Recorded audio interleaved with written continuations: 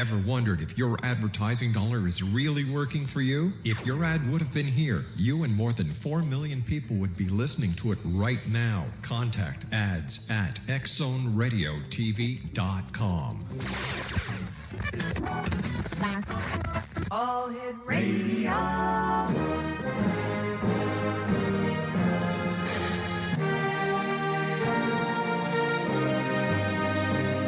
Welcome to the X Zone, a place where fact is fiction and fiction is reality.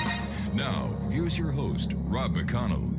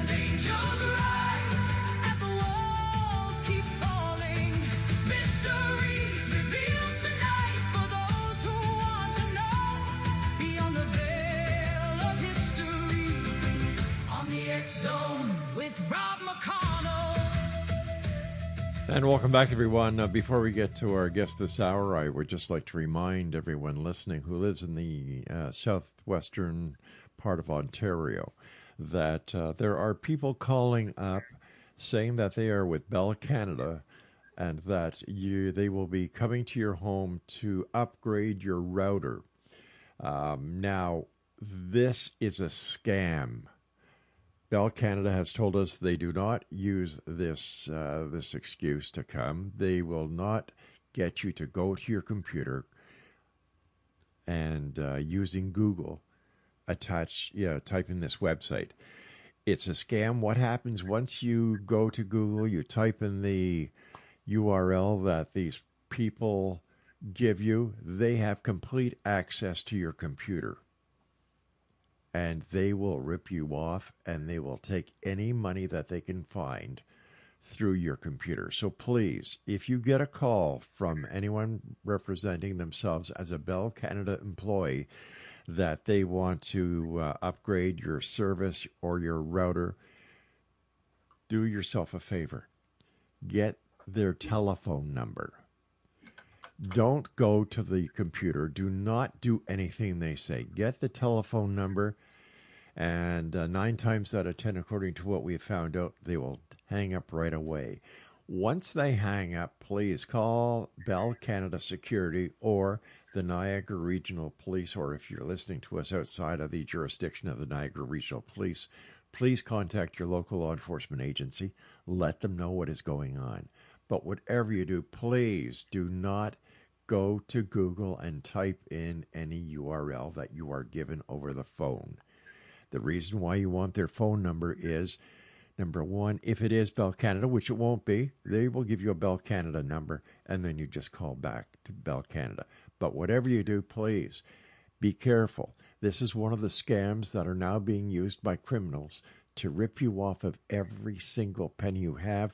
Plus, if you use electronic banking, they're going to get all your banking information. They're going to get access to your credit cards, your bank accounts. And once this happens, the banks will not cover it. You're on your own. So please, once again, if you get a call from anyone claiming to be a Bell Canada employee, They want to make an appointment with you to come and upgrade your router at your home. But before that happens, you have to go onto your computer, go into Google or Chrome, I should say, and type in a URL. This is a scam, X-Zone Nation. So please, if this happens, you've got the option of hanging up right away, or whatever you do, please do not do what they want, because you're just going to be asking for trouble. And once they are off the line, if you have caller ID, give the authorities the telephone number that their call came up on, and let's be part of the solution instead of part of the problem. So thank you very much for your attention. X-Zone Nation, this hour, my guest is John Kenneth Price, and we're going to be stepping into the ever-changing worlds of culture, politics, society, and the battle for identity in a rapidly evolving civilization. John is an author, commentator, and cultural analyst, a man whose work examines the foundations of Western society, freedom of thought, cultural identity, and the social forces shaping the modern world. Through his writings and research, John challenges conventional narratives while encouraging an open discussion on issues many consider to be controversial, complex, and critically important to the future of humanity. This hour we'll be discussing cultural transformation, freedom of expression, social engineering, identity history, and where civilization itself may be heading in the years ahead. His website, well, to find out his website and how you can get a copy of his new book called A Call to the Arts, go to www.xzoneradiotv.com. We have a banner there that'll take you directly to the website where you can get a copy of his book. But before that, we have something very important to say to John. John Kenneth Price, happy birthday. Thank you very much, Rob. I really appreciate that. I love birthdays and I love hearing happy birthdays, so thank you very much. Oh, it's our great pleasure. All the way from Korea. How are things in Korea this morning?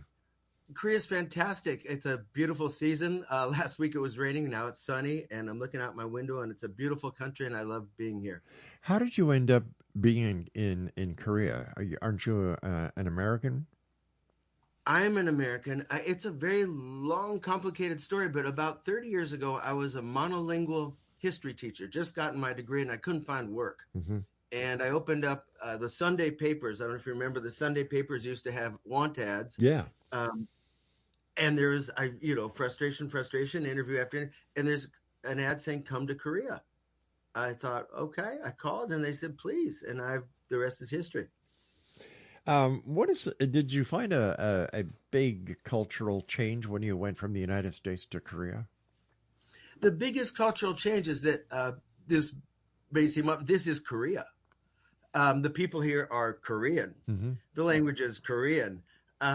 And there were lots of small differences. For example, when I first came here, men used to hold hands all the time. Okay. And you'd think, okay, in America, gay, right? Uh-huh. What's happening here? No, they're just friends. They're just, This is the way it is. That's since stopped. But the biggest cultural change is that, it's really clean, safe. Everybody's Korean. And I am a complete. I don't want to say complete. I'm an outsider. So there's a strong sense of culture. Well, I've got a friend of mine who is a former member of the Canadian Armed Forces, and he went over to Korea as a liaison a number of years ago, and he loves it in Korea. He loves Japan. He loves China, and he has a great time. He's a great guy, so anywhere he goes, he has a great time.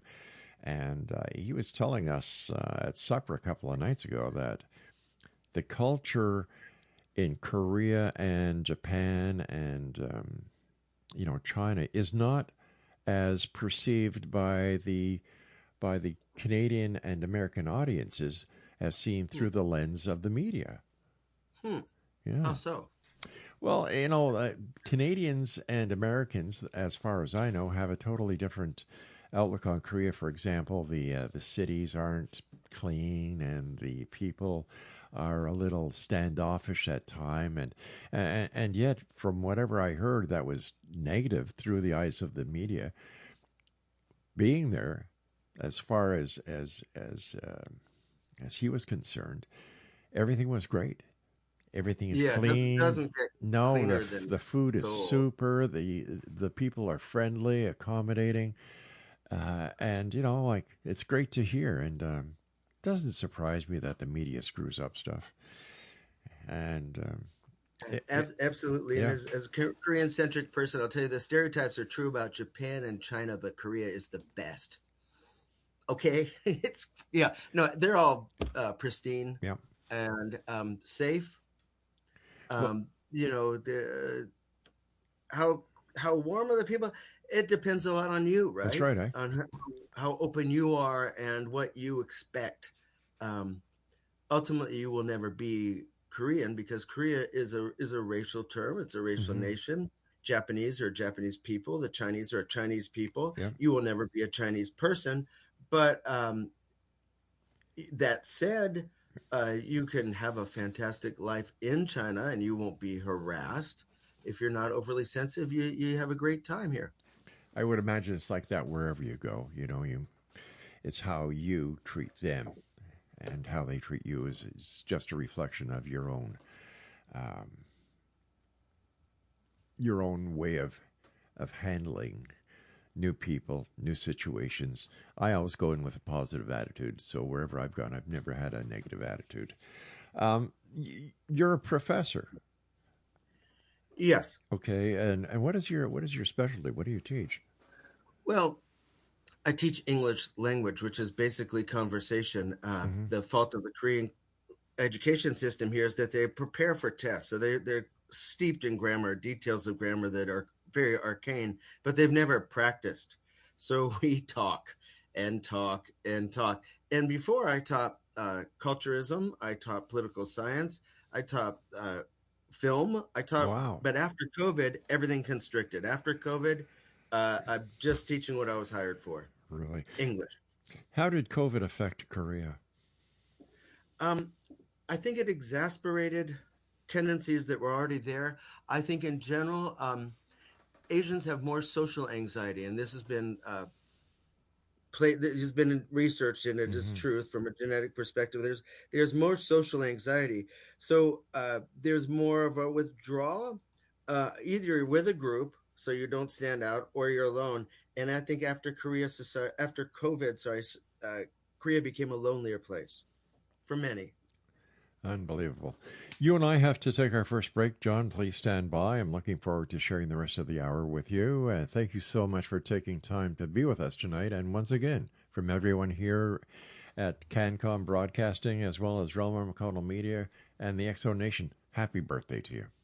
Thank you so much. Exo Nation, I'll be back with John Press on the other side of this break as we continue investigating the world of the paranormal and the science of parapsychology right here in the X Zone, Monday through Friday from 10 p.m. Eastern until midnight on the CanCom Broadcast Network and all our affiliates around the world. We are now in 170 countries, and you can also listen to us on your AM radio in southwestern Ontario by dialing in 1220 AM, and that is your hometown radio, Classic 1220, CFAJ AM, and they stream us right around the world. Where? On classic1220.ca. We'll be back. Don't go away.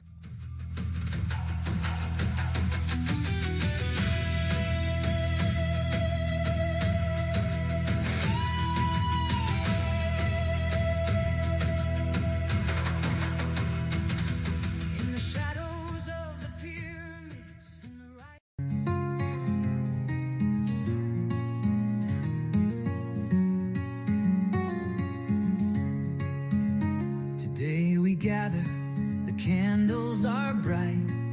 It's your special day, everything feels right. June 11th, a moment so true. Happy birthday, Laura, this song's for you.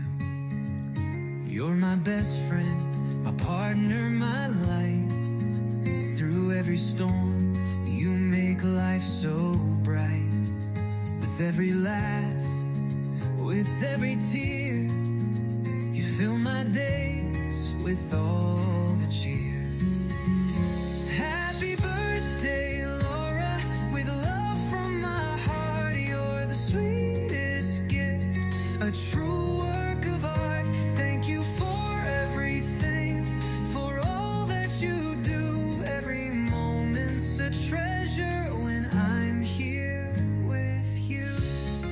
John Press is our special guest this hour. And John, the title of your book is A Call to Arts. Why is art so important to you? Well, the arts that I cover, and I go all the way from cave art to modern time, are Western arts, Okay. white arts. And I think that they tell the story of white people. Like Korea is a Korean nation, I believe that the Western nations have a white identity, and it's not just enough to be racist. We also have to be culturist, and to be culturist, you have to know your culture. And so the history of art tells us who we are. So it's like a scrapbook of history. It's a scrapbook, but a scrapbook is just things that you write down. The works of art are purposely written. So these are letters from your ancestors to you. They're things they wanted you to know about, to communicate to you. But did they think that we would be able to understand what their meaning was? Like, I've seen some cave paintings, and you look at them and say, what message were they trying to get across? I can understand. I'm sorry. Go ahead, John. No. If you finish your question, sir.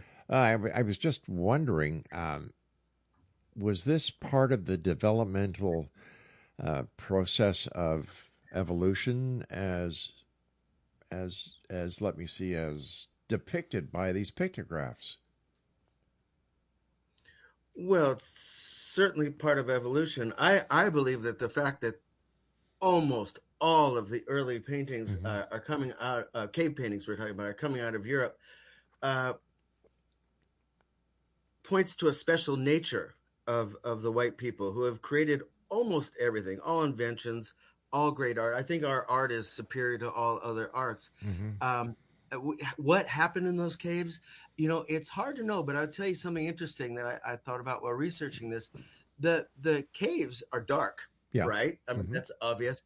You can't just go in and paint. So that means that they practiced outside before they went in, which points to having had schools of art training, which is a continuity of art. And another thing is when we look at the art, there's the art itself, but there are also markings, and these have largely gone unnoticed. There are 32 repeated markings that are repeated across Europe, and we can actually watch them disperse. So we not only have through the cave art schools, hypothetically, we can just induce this, schools, but we also have a Europe-wide network of people sharing in identity. They're quite amazing. And you ask, well, are these done on purpose for the future? Well, the biggest symbol, I think, of the Western civilization, there are many because we're such a fantastic civilization, might be the Acropolis. Right, the Acropolis in Greece, the big building. You're familiar with it. I certainly am. Yeah, it's an icon of Western civilization. Right, it was built. People forget because Athens was relatively a democracy. But why was that built? Not to shine a light on democracy, but as a monument to having beaten the Persians. Right, to say we stand tall and we beat them. And if you look at the sides of it, there's war symbolism all over it. And it also has Athena versus Poseidon, symbolism of civilization conquering the forces of nature. So when they built this for themselves, to remind themselves they have a civilization. It is opposed to anarchy. It stands for something, and they're willing to fight for it. Now, they built that to reinforce that meaning amongst themselves, but also for their posterity. And I think it still should speak to us today. I don't know if they would have realized it would be standing 2,000 years later. But to your question, did they write it just for themselves, or paint cave just for themselves, or think about the future? A bit of both. Now, you were talking about the cave paintings being done in the dark. Wouldn't there have been fire invented at that time? And could they not have brought the fire into the cave so that the cave was lit up? Yes, there would be fire there, but I'm just saying, where would you learn to do? Because these paintings are not crude. We think about them as stick paintings. They will have two heads on a bison looking different directions. They have subtle senses of movement. They use the curvature of the cave to accentuate the bodies of the animals. And so these are not just sort of primitive scratchings. These are Deliberate. from a modern art perspective, these are masterpieces. So, you know, if you're going to practice this art, practicing in the cave where you can't find the paint, et cetera, they must have had some organization outside. But what I like to think about in regards to what you said and what I talk about in the book A Call to Arts is that art has had different meanings throughout time. And when we look at cave paintings, we imagine them in the dark, deep in a cave. We're not talking about just going in one cave to keep them safe. We're going deep, deep, deep, deep into the cave where there's no practical benefit to it. And it's completely dark. And we have to imagine that there's a religious connotation to this, that this is not just art for art's sake. As we look at it today, we look at art and we go, that's nice art. No, it is cosmic resonating reaffirmation of a connection with the world, the earth, each other, the future. I mean, it's we don't have any text. I can't tell you exactly, but again, just using common sense, they had schools, they had a network across Europe, and there was a deep religious feeling in these works. So how do you think that Christianity was improved by Greek art? Well, the spirituality of the West is amazing. We underestimate. This is one of the themes in the book, A Call to Arts, is that ironically we don't just look at it as art. What has happened to the West? Why is the West being invaded? Why are our churches being burnt down? I believe that's because we have lost our souls. And what I mean is we've adopted this sort of flat materialism. We look at art, we look at cathedrals, we think of them as relics of the past. Now, Plato, to answer your question about Christianity improving on Plato created a beautiful religious cosmology. I don't know if what you know about Plato or what your listeners know about Plato, but he was a mystic. He was a religious person, and he created the idea of heaven and ideals in a very, very, very strong cosmological understanding that united him and to the world and included the gods and etc., but very broad. It was, however, as you might think of Greek art, kind of dry. Christianity is, we can say, this is don't take this the wrong way, I'm praising Christianity, but it is Platonism for the layman. It is Platonism democratized. It comes through mystery rites, which were just for the elite, but also sort of platonically aligned. And then we see God in heaven. We see God radiating into this world through Jesus. This is all Platonism. We see the ideals substantiated in this world. This is all Platonism, but we can see it.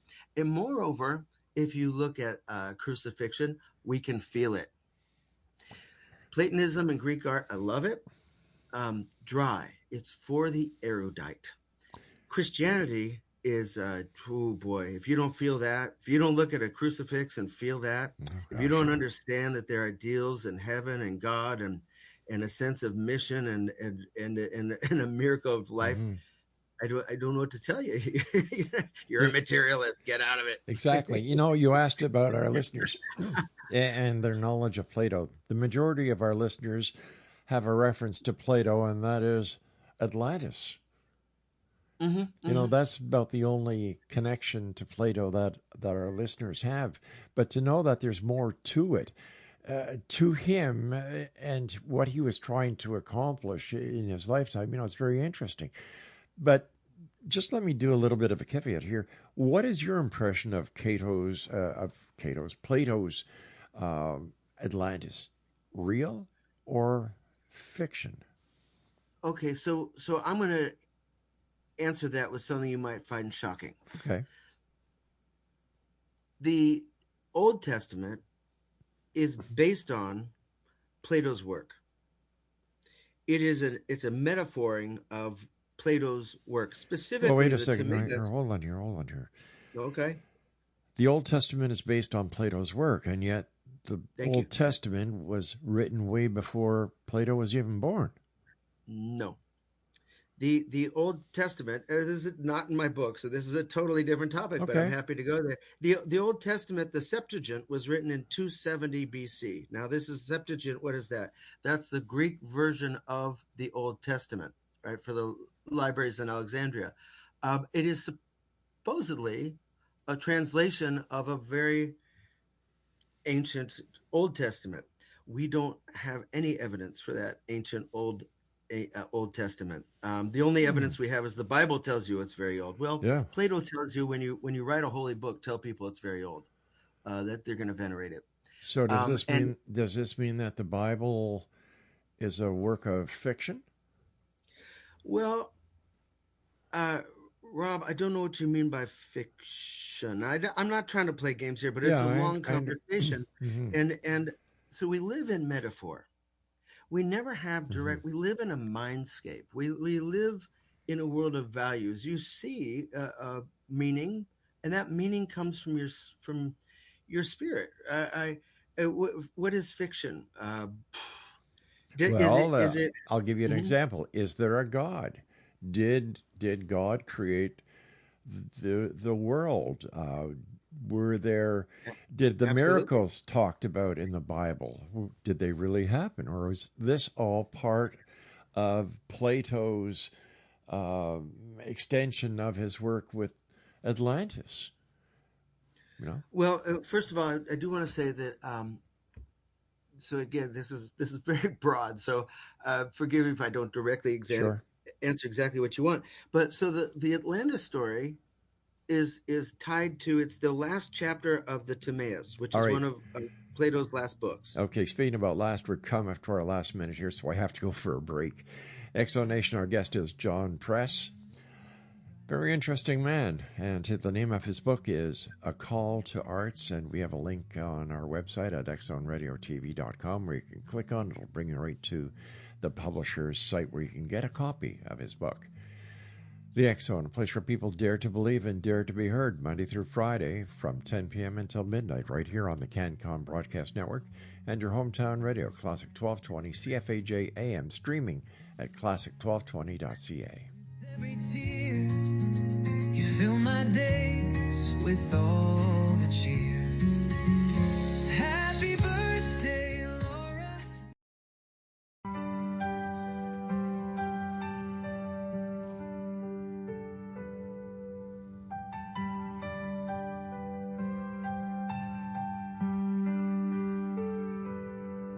Where the river meets the haunted lake, and the fog rolls in before daybreak. Cannons rust and ghosts still bleed in the shadow of the maple trees. Drums of war still beat below. Echoes whisper where cold winds blow. The moonlight burns on the barracks floor. They died in battle, but they fight once more. Haunted Fort George, the dead still call through shattered gates and crumbling walls. By lantern light, the soldiers mourn, forever bound where they were torn. Their muskets rise. Exonation, John Kenneth Press is our special guest. And John, I was taught to believe that it was Moses who wrote the first 4 books of the Old Testament. How, where does Plato fit into all of this then? Okay, well, it's the Bible is basically a Western Greco-Roman book, and I'm talking about New Testament. I'm talking about Old Testament as well. Okay. And you were asking me if God exists and about Yeah. Atlantis. And the Atlantis myth comes at the end of the Timaeus. The Timaeus is where Plato describes how the world comes into being, and Genesis is very, even phrase-wise, copied from the Timaeus. And I'm a big believer of intelligent design. I don't know if you've studied that much, but this universe, the way it came to being, the way Plato describes it, you've got the first there's light. Interesting. Okay, photons. You have the separation of earth and air. So, okay, the separation of the time, right, which gives us time. This is just too miraculous to be random. So you asked me such a big question. I'm having trouble summarizing it succinctly, but Plato comes first, then comes the Old Testament, which is allegorized, and that manifests Judaism, that manifests Christianity, and Christianity is both a nationalist Judaized movement, but also it is a fully Greco-Roman spiritual movement with life and rebirth. So it is a heady soup, but it is mostly Greco-Roman. So basically, it's a fiction novel. You know, I'm a guy that writes books. I've Sure. written quite a few books, and I find the fiction, nonfiction, literature, religion divides not as clear as you might.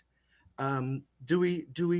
When you see a table, do you just see color and shape? No, you see a table. You've put meaning into that. That's a table, right? Is it really a table, or is that something you've ascribed to it? So when you say, well, it's just a metaphor, no, the world is really here, and it really was created, and it really is just unbelievably amazing. It's not something that is made up, but to understand it, you have to understand that that's a miracle, and that you're a miracle, and this is not just you, Rob, me, myself, are not just fiction. We're real, but we live in what you might call a fiction scape. But our thoughts are real. We are real. We are spiritual. So it's not just simply dismissed as, well, it's just a fiction metaphor. No, it is a manifestation that correctly describes being. I understand that, but the premise that Christianity is based on is on the Bible.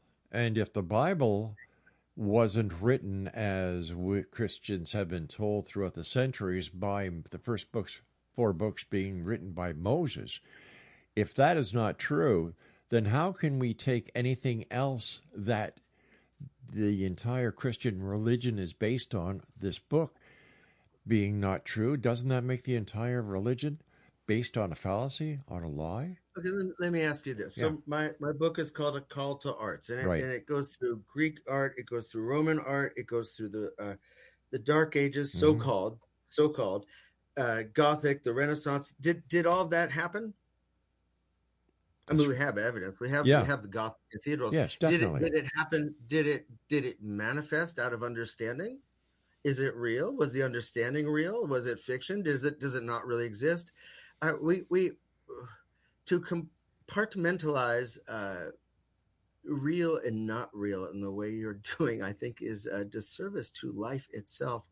Not to be too heavy. And so do the way things manifest. Okay, the God manifest was people say that Jesus was this. Well, he was this, and he was that, and he was that, and he was this. And the meaning of Jesus changes throughout time. It's a relationship that evolves and that spreads, that permeates reality. So I'm gonna again push back when you say something is fiction. It's not true. That's a misunderstanding of the way the world works. And again, we're getting into deep waters, but this is my perspective. So it is not. It is manifest in a different way than you've been led to believe. Jesus, I believe, was a political revolutionary whose life was made larger than it was, but Has it transformed many people, sent them to heaven, literally? Yes. Has it done this? But you see, you just said sending people to heaven. Well, if the Bible wasn't written as we have been told by Moses, and if Jesus was a revolutionary instead of this prophet, this saint, the Son of God, how do we know heaven is even real? Why would we use that phrase? Wait. Did you just say that Jesus wasn't the Son of God? Yeah, I did. No, definitely he was the Son of God. How do we know that? Well, first of all, because it said it so in the Bible that. First of all, Rob, and I don't want to be argumentative, and we can talk about art, but Okay. We're all the Son of God. Rob, you are an emanation, sir, of the universe. I hope you don't find that too explosive, and maybe you want to reconfine yourself. No, I'm not. I'm Rob from Canada. You are an emanation of the universe. Jesus is an emanation. The Bible is an emanation of the universe, a very special one. I understand that, but if we're saying that the Bible is not what we believe it to be, how can we believe that anything in the Bible is real? Everything is real, Rob. So let me just take this in a slightly different direction. Okay. So I believe that perhaps, I don't want to pigeonhole you, but people like you who are fundamentalist Christians will chafe at what I'm saying. Okay, got it. Okay, cool. And I understand why. The very literal sort of thinking about spiritual matters, paradoxically. My biggest concern is that the West itself thinks in materialist terms like this. There's realism. Things that are not real are fiction. Fiction is so it's dead. It's not real. The only thing that's real is matter, what I can touch, what I can eat. Everything else is just silly. Okay. We need to reconnect with our cathedrals. We need to connect with our Greek art. We need to connect with Renaissance art, and I'm not just talking art appreciation. Okay. We've got to see it as constitutive. Oh, I'm going to not get that word right, but making up who we are, part of us, right? That art is you. You are that art. You are the observer, but you are also the subject, right? When you look at Michelangelo's David and his stare out, that made civilization. That made us able to take on the world. And it's, of course, it is part of that, but it's also Michelangelo's will to power. But that is also who you are. And unless you feel a connection to that, unless you see that as a glorious manifestation, unless you have a spiritual resonance in front of art, I'm afraid that we just think of our history, ourselves, our art as just sort of material products.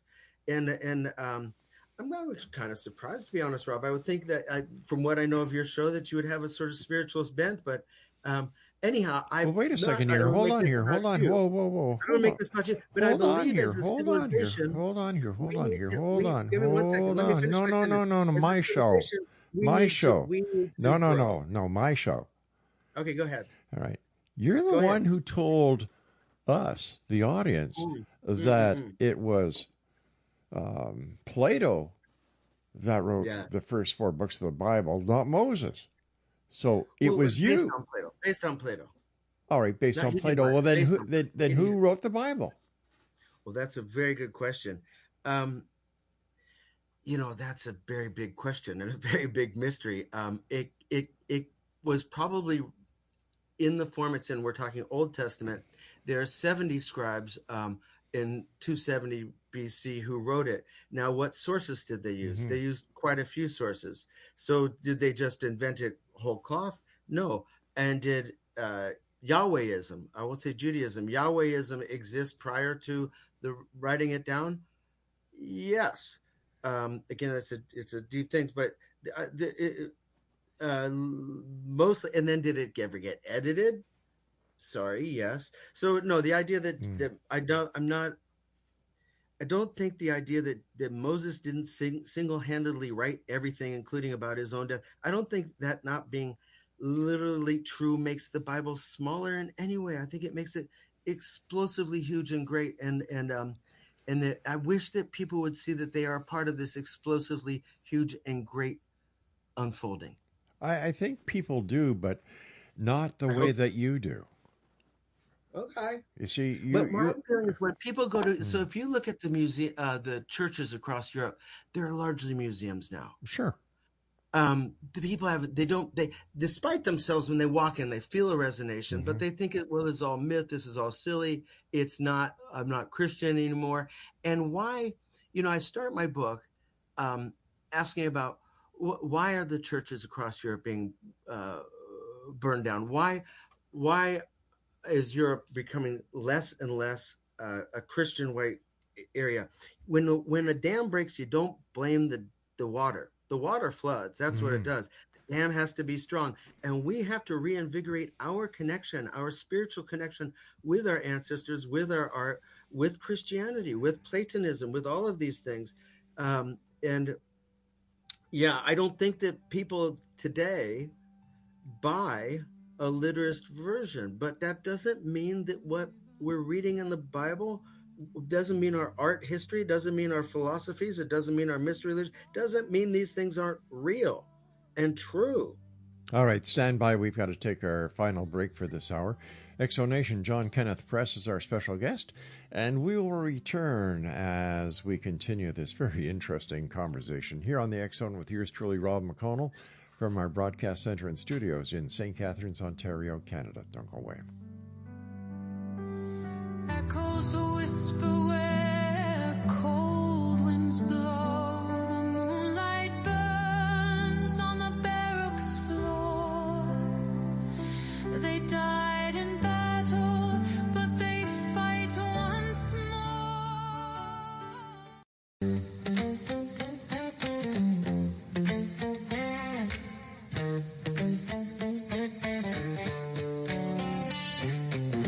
When the moon bleeds black on All Hallows Eve, whispers crawl through the dead oak leaves.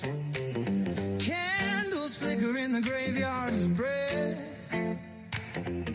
calling spirits back from death. The witches are awake tonight, dancing around the firelight. Spells are cast, the veil is thin. Let the wicked feast begin. Screams will echo through the sky. You will laugh before you die. Run if you dare, make no mistake. The witches are awake.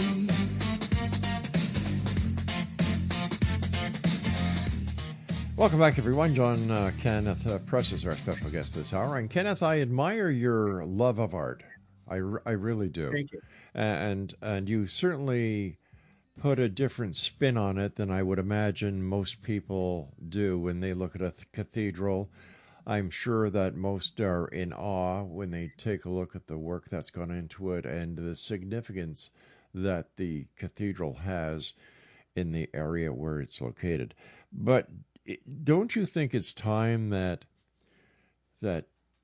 humanity needs to put religion a little bit further behind? Because most of the wars in this world have been caused by religion, and I think that as much as I appreciate the way that you look at art and the significance that it's played throughout history and its contributions to humanity, don't you think that there should be that there has to be a limit, and that we need to look at life more than through metaphysical glasses and spiritual glasses?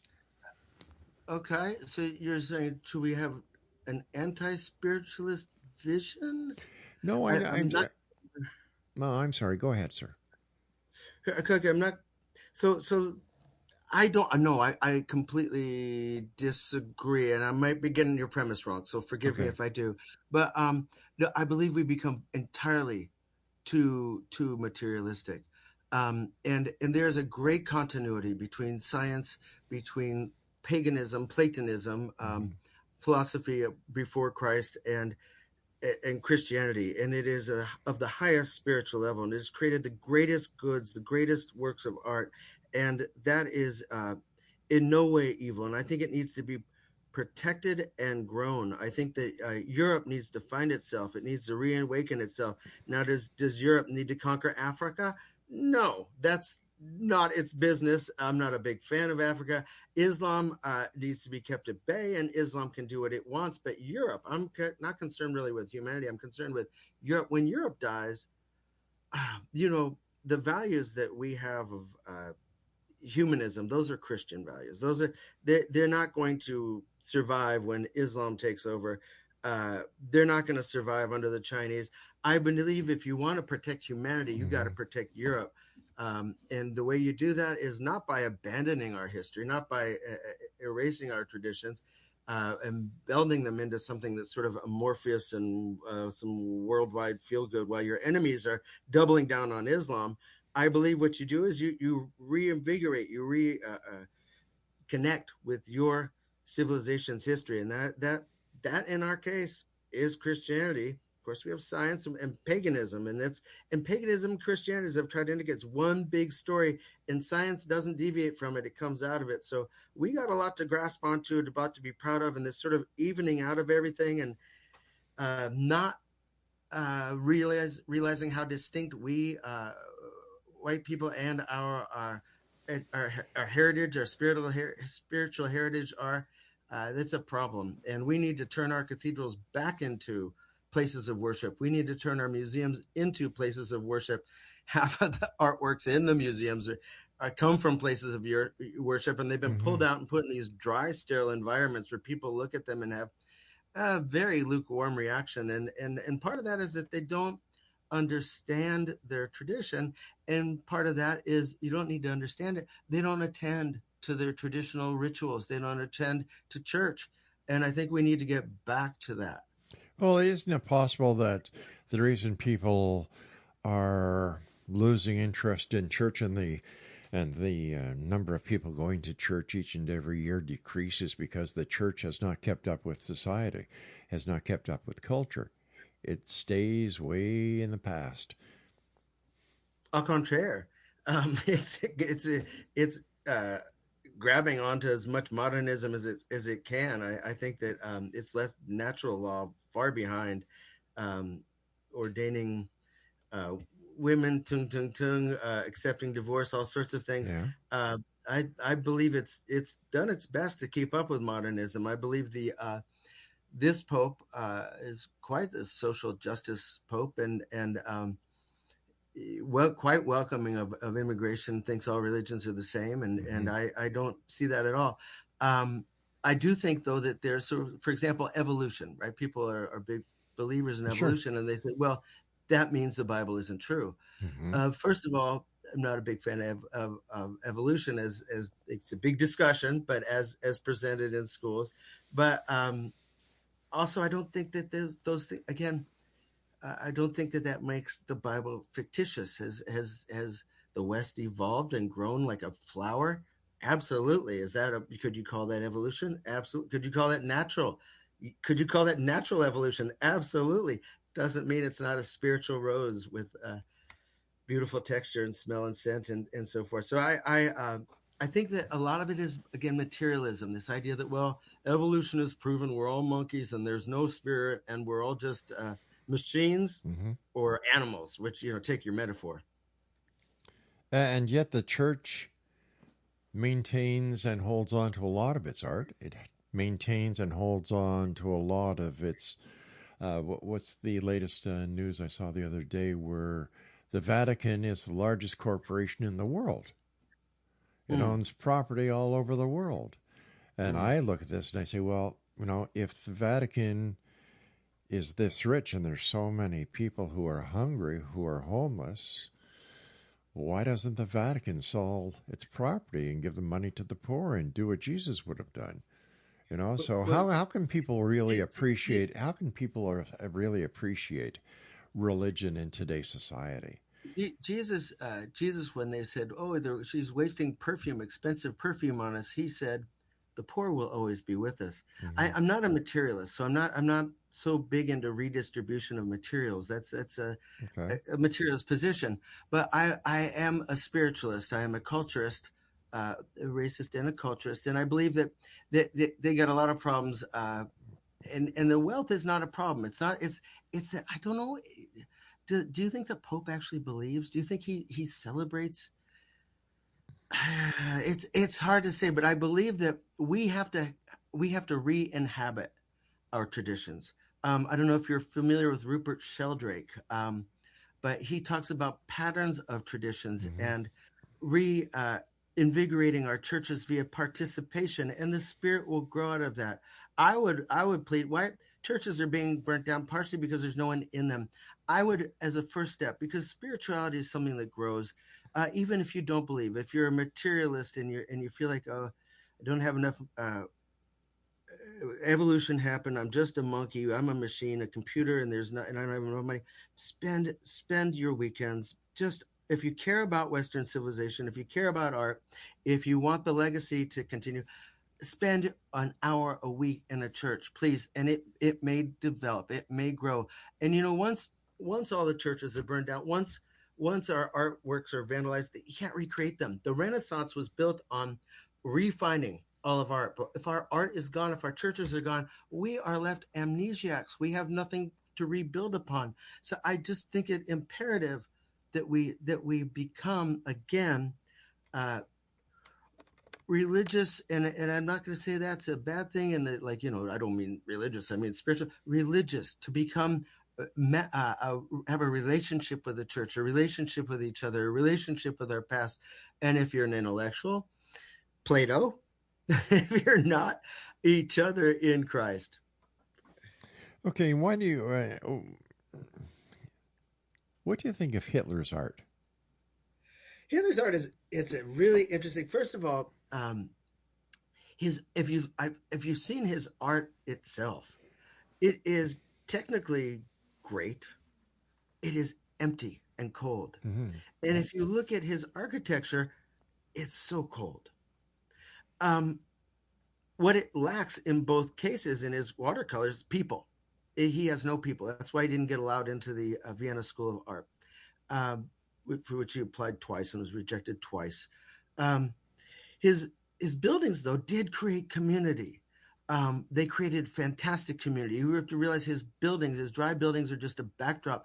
But he had these art shows where he had degenerate art and then great German art. And he had these very popular art shows. He was stern. He rejected a lot of great art and put it as degenerate art. And his great German art had nothing that wasn't modern. No connection with the past, no connection with Christianity, no connection with Greece. Nothing, in theory, okay, Greek-looking statues, but it was modernist. It was shallow. It was hollow. It was almost a materialist version of spirituality. Not a whole lot behind it. So I think I'm partial to some, his movement. I'm partial to some part to the swastika, but I think he needed to infuse this with Christianity, with a deep understanding of who we are spiritually. I think he was too cold and like a machine. So I've got about a minute and a half left before I have to say so long to you. First of all, thanks very much. I'd love to have you back on to continue this conversation. It's been delightful, yeah. And how would you change things if you could? How would I change things? Yeah. Well, as I've already indicated, I would like to have people go to church every week. Furthermore, I'd like to have them stand guard. Furthermore, this comes from paganism through Christianity. We have a great sort of culture of festivals that are quasi-religious for saints. I think we should reinvigorate all of that. And of course, as in terms of art, we had great art academies. We had that created high-level techniques, and we in an act of rebellion and an act of enlightenment and maturity, we destroyed all these academies, and now we're left with modernism, which frankly doesn't inspire much discipline or awe. So I would reinvigorate our institutions of churches, festivals, academies, and also patronage from institutions like the church. John, I want to thank you so much for joining us. Continued success. Take care of yourself. And again, from everyone here, happy birthday. Thank you, Rob. It was really interesting and delightful. I really enjoyed this. Thank you very much for having me. The door is always open to you, John. Take care of Thank yourself. All right, Exo Nation, that's it for tonight. I'll be back tomorrow night at 10 o'clock as once again we cross the time-space continuum to this place that I call the X Zone. It's a place where people dare to believe and dare to be heard. It's a place where fact is fiction and fiction is reality. And once again, we come to you Monday through Friday from 10 p.m. Eastern until midnight, right here on the CanCom Broadcast Network and your hometown radio, Classic 1220 CFAJ AM in St. Catharines, Ontario, Canada. On let me see, it's 1220 on the AM dial, or on your computer, stream it at classic1220.ca. So until tomorrow night, my friends, always remember to keep your eyes to the sky and your heart to the light. Good night, everyone. Let the